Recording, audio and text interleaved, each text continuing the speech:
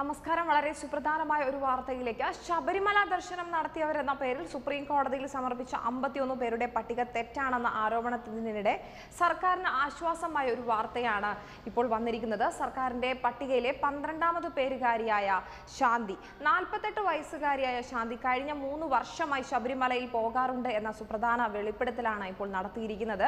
ഈ കഴിഞ്ഞ നവംബർ മാസമാണ് ഈ വർഷം ശബരിമലയിൽ ദർശനത്തിന് എത്തിയത് എന്നും തനിക്ക് ദർശനത്തിന് യാതൊരു ബുദ്ധിമുട്ടും നേരിടേണ്ടി വന്നില്ല എന്നും ഇവർ പറയുന്നു.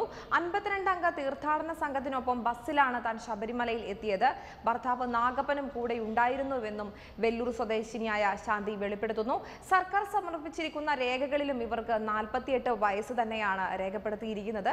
ഇവരുടെ ആധാർ കാർഡിലും ഇലക്ഷൻ ID കാർഡിലും എല്ലാം ഇവർക്ക് 48 വയസ്സ് തന്നെയാണ് പ്രായം. അതേസമയം 51 യുവതികൾ ദർശനം നടത്തിയെന്ന് കാണിച്ച് സർക്കാർ സുപ്രീം കോടതിയിൽ നൽകിയ പട്ടികയിൽ പിഴവുണ്ടായതിനെ തുടർന്ന് പട്ടിക തിരുത്തി പുതിയത് തയ്യാറാക്കാനാണ് പോലീസിന്റെ തീരുമാനം. നിരവധി തെറ്റുകളും അബദ്ധങ്ങളും കടന്നുകൂടിയതോടെ ഉണ്ടായ വ്യാപക വിമർശനത്തെ തുടർന്നാണ് പുനഃപരിശോധനയ്ക്കുള്ള തീരുമാനമുണ്ടായിരിക്കുന്നത്. കോടതി ആവശ്യപ്പെടുകയാണെങ്കിൽ പുതിയ പട്ടിക നൽകാനാണ് നിലവിലെ നീക്കം.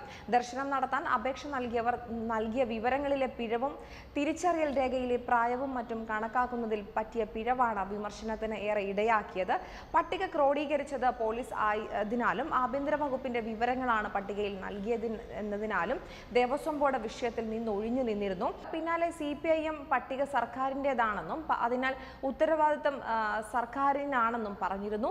ശബരിമല ദർശനം നടത്തിയ കനകദുർഗയും ബിന്ദുവും പോലീസ് സംരക്ഷണം ആവശ്യപ്പെട്ട് നൽകിയ ഹർജി പരിഗണിച്ചപ്പോഴാണ് സർക്കാർ 51 പേരുടെ പട്ടിക സമർപ്പിക്കുകയുണ്ടായത്. വെർച്വൽ ക്യൂവിനുള്ള ഓൺലൈൻ അപേക്ഷകളെ അടിസ്ഥാനമാക്കിയുള്ള പട്ടികയാണെന്നും നേരിട്ട് ദർശനം നടത്തിയവർ വേറെയുണ്ടെന്നും സർക്കാർ വ്യക്തമാക്കിയിരുന്നു. തുടർന്ന് ലിസ്റ്റിലുള്ള പല സ്ത്രീകൾക്കും 50 വയസ്സിൽ കൂടുതലുണ്ടെന്ന റിപ്പോർട്ടുകൾ വന്നതോടെയാണ് ഇത് ഏറെ വിവാദമായത്. കൂടുതൽ വാർത്തകളുമായി തിരിച്ചെത്താം.